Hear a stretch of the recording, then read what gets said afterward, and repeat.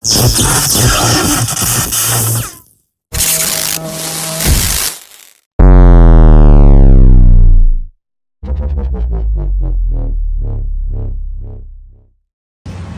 it's good afternoon. Ayan, meron tayong ginagawa rito. So bali ito, gawa na natin yan.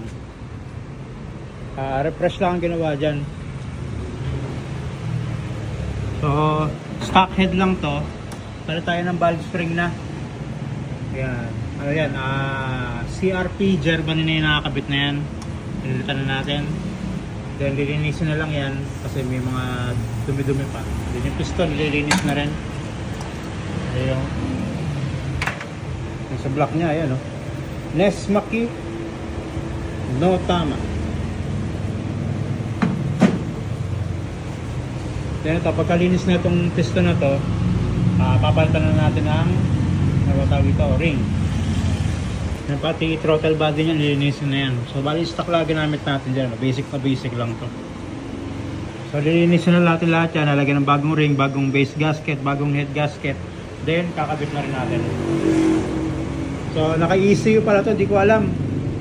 Nakakalimutan ko na. So i-retune din natin yung ECU na ito.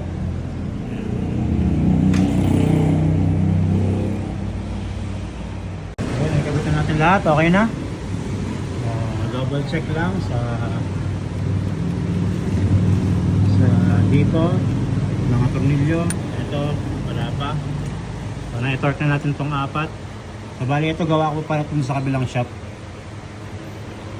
Nakalimutan ko na. So bali 2 years na pala mahigit ring basic set na to. Ngayon pa lang na-refresh. So bali okay na to. Double check na lang lahat dito. Then sasara. Then kung ano yung nakakabit dito sa labas, yun pa rin. Hindi na mag-upgrade. Then retune tayo sa ECU. Yan o! Yan, it's tuning time! Yee!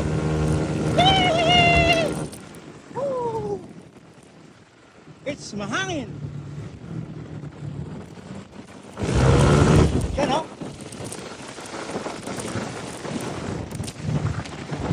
Yan, so bali tinotono na natin to. Sure naman na wala na magiging diferensya to. Pwede na natin isoli sa binari din ngayon. Bali refresh lang ginawa natin dito. Palit ng base gasket, head gasket, piston ring, valve seal, valve spring.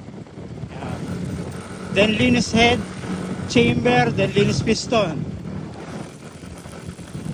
Sa mga gusto ng basic set, meron na tayong stock. Limited stock lang tayo sa basic set. Bali 5 TSMP, 5 JBT lang yun na 63. So unahan na lang doon. Ayun. So bali hanggang dito lang ating video. Ayun o. Ayun. So hanggang dito lang ating video. So maraming salamat po. And thank you. And goodbye.